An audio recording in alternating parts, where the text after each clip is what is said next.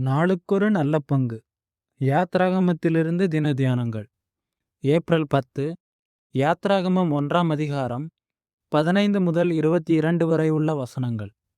தெய்வ பயத்தால் வரும் ஆசீர்வாதம். மருத்துவச்சிகளோ தேவனுக்கு பயந்ததினால் எகிப்தின் ராஜா தங்களுக்கு இட்ட கட்டளையின்படி செய்யாமல் ஆண் பிள்ளைகளையும் உயிரோடே காப்பாற்றினார்கள். வசனம் 17. யோசேப்பை அறியாத அரசனின் உள்ளத்தில் தோன்றிய இரண்டாவது உபாயம் எபிரேய மக்களில் பிறக்கிற ஆண் பிள்ளைகளை கொல்வதன் மூலமாக எபிரேய இனம் மேலும் பெருகவிடாமல் தடுத்து அடிமைத்தனத்தை எதிர்த்து போரிடக்கூடிய ஆண்கள் இல்லாதபடி ஒழிப்பது. இந்த உபாயத்தை நிறைவேற்றுவதற்காக பார்வோனால் தெரிந்து கொள்ளப்பட்டவர்களே சிப்பிராள் பூவாள் என்னும் பிள்ளை பேறு பார்க்கிற மருத்துவச்சிகள். மிருகபலம் பொருந்திய பார்வோனின் கொடிய திட்டத்திலிருந்து எபிரேய ஆண் மக்களை காப்பாற்றுவதற்காக பலவீனமான இயல்புடைய தேவ பயமுள்ள இவ்விரு எகிப்திய பெண்களையும் தேவன் பயன்படுத்தினார். மனிதனுக்கு கீழ்ப்படுகிறதை பார்க்கிலும் தேவனுக்கு கீழ்ப்படுகிறதே அவசியம் என்னும் திட்டத்துடன் இவர்கள் செயல்பட்டார்கள். பலமுள்ளவைகளை வெட்கப்படுத்தும்படி தேவன் உலகத்தில் பலவீனமானவர்களை தெரிந்து கொள்கிறார் என்பது எத்தனை உண்மையான காரியம். நாம் தேவனுக்கு முன்பாக பயப்படுகிறவர்களானால் நம்மையும் அவர் தம்முடைய திட்டத்தில் இணைத்து பணியாற்றும்படி பயன்படுத்துவார். ஓர் இனத்தை முற்றிலும் அழிப்பதற்கு அல்லது ஒரு நாட்டின் நலனை குலைப்பதற்கு இளைய தலைமுறையினரை குறிவைத்து அழிப்பது என்னும் ஒரு மோசமான பிசாசின் தந்திரத்தை பார்வோன் பயன்படுத்தினார். ஏரோதும் இம்முறையே கையாண்டான்.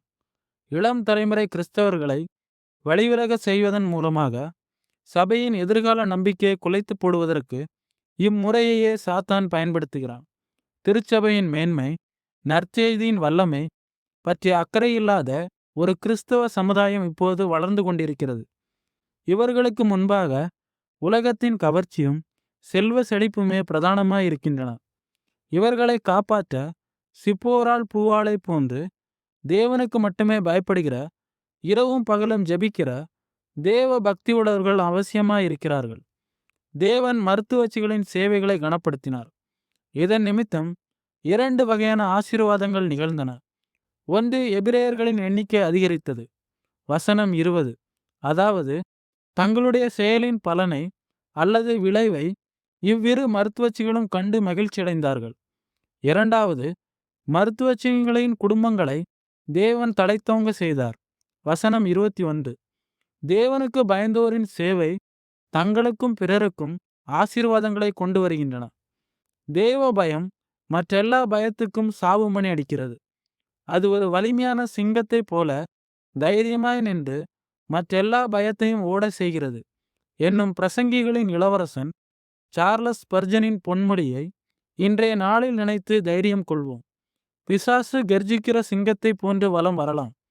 ஆனால் யூத கோத்திர சிங்கம் கிறிஸ்து நம்மோடு இருக்கிறார்.